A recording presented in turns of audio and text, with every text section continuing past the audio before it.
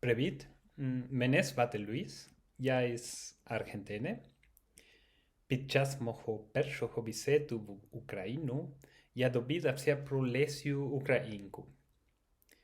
Мене надихнула її сила та її важливість для історії української мови. Тому я вирішив вивчити українську і читати твори Лесі Українки мовою, яку вона любила. Я знайшов в інстаграмі школу Speak Ukrainian, де є багато матеріалу для вивчення української. Я сконтактував з Інною, і вона допомогла мені знайти найкращого для мене вчителя – Наталю. Мій досвід вивчення української мови з нею чудовий. Я вивчаю не лише мову, а й історію та культуру країни. Під час мого другого візиту до Києва я мав задоволення познайомитися з моєю викладачкою. Вона показала мені історичні та культурні місця. Також я мав честь отримати один примірник її книги з автографом.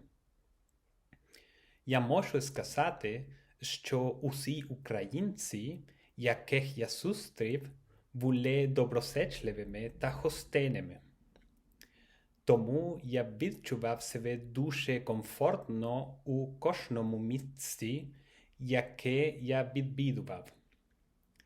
Цей досвід мотивує мене продовжувати вивчати цю прекрасну мову.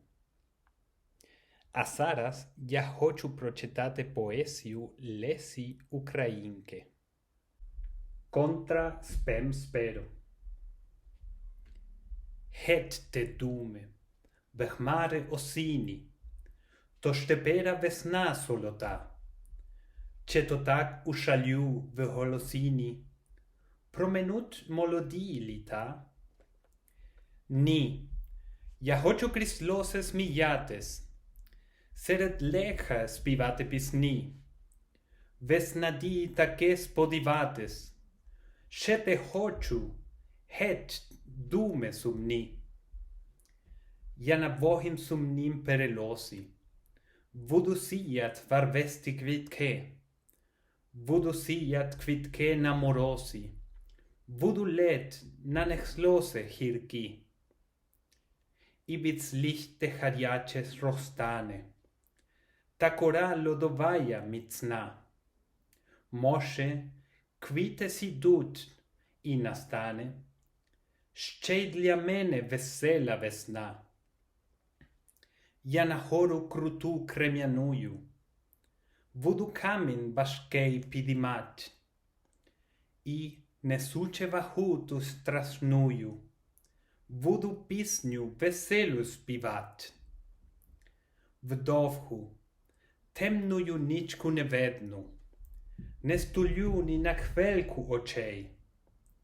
Все шукатиму зірку провідну, ясну владарку темних ночей.